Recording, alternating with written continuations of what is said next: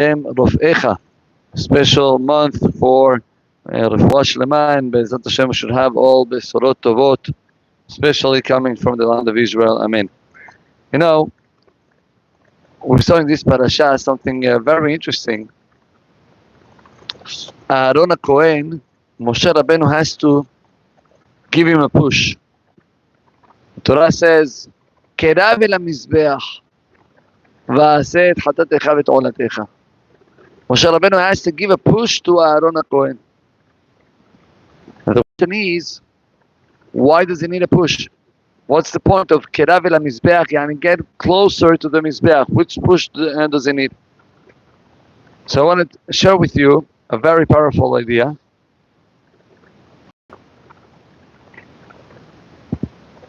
Thank you so much.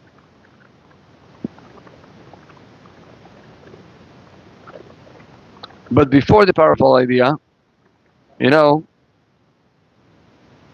right now in Eretz Israel, there is a big challenge. Big challenge. Why there is a big challenge? Because certain help that we heard at the beginning, right? And all type of promises that we hear and that we heard coming from the US, we see suddenly that nothing is moving. Not only nothing is moving, suddenly we see that the president and his people are moving towards a different direction. And sometimes that's actually a beracha for us. Not to trust in any person, and actually to trust only on Borei Olam. But what's the question? The question was why Moshe Rabbeinu says to Aaron, "Kerav el hamizbeach," get close to the mizbeach. Why he's using that word kerav, get close? If Moshe Rabbeinu needed to push Aaron, he should tell him, do the avodah, do the korbanot. Why the word that Moshe Rabbeinu used was kerav el hamizbeach, get close to the mizbeach? So we all know what the Midrash. Aaron HaKohen took a step back because he saw a shape of the golden calf in the mizbeach. Now the mizbeach is square, right? An animal is not square. But he saw when he was getting to the mizbeach, he saw, instead of the mizbeach, he saw the golden calf. So he took a step back and he said to Moshe Rabbeinu, how it's possible that I'm seeing a golden calf instead of the mizbeach? Should be the Borei Olam is trying to give me a sign. Habibi, you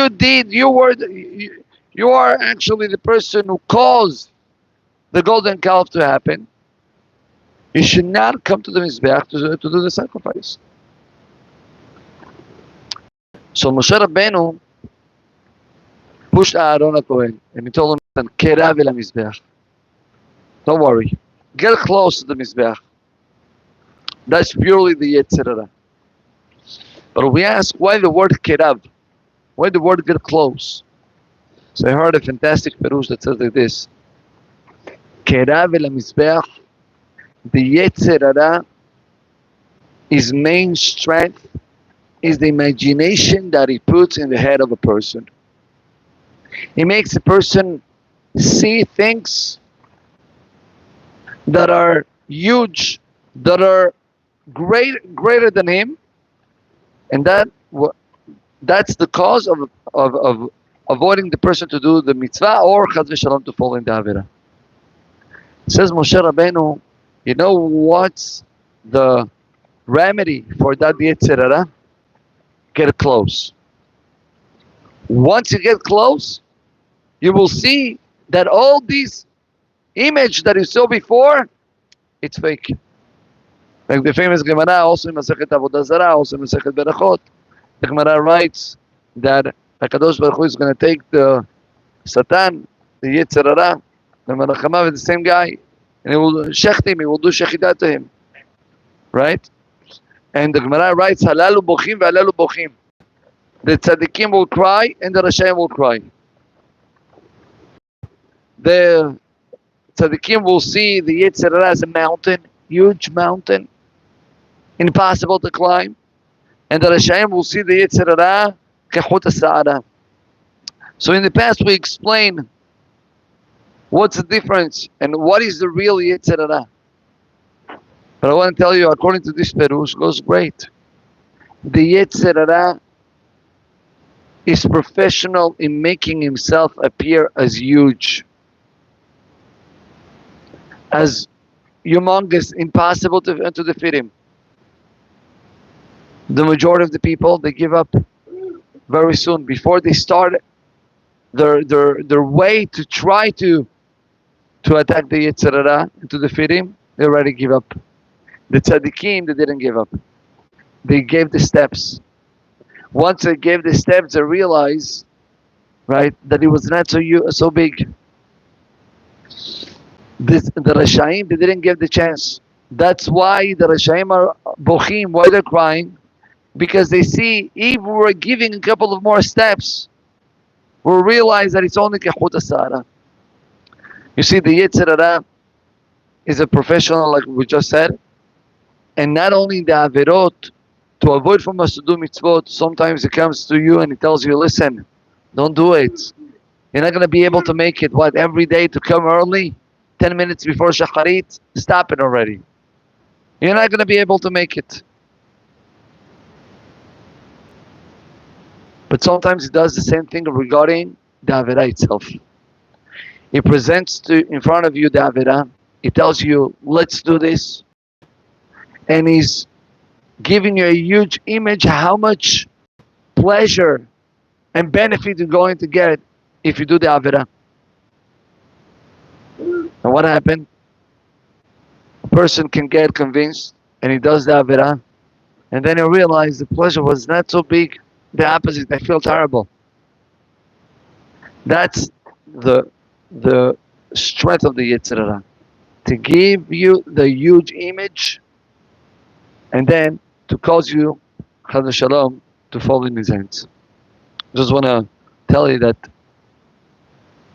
there was a yeshiva in New York.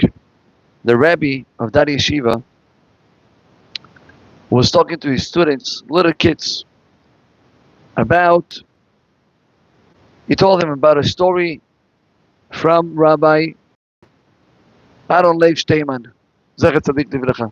And he said, one time, Rabbi Shteiman was in his house, very simple house, small house. Whoever had the merit to go and see him, he knows exactly what I'm talking about. And he was sitting with a bunch of students and grandsons and people close to him, learning. Suddenly, one of the boys moved his hand, and there was a water bottle or cup of water, and the water fell into the rabbi. Now the rabbi didn't react at all, like nothing happened. Not only like nothing happened, he even gave words of encouragement to the person, like telling him it's fine, nothing happened. He said, I'm good. And he continued his class. So the Rabbi was saying over this story to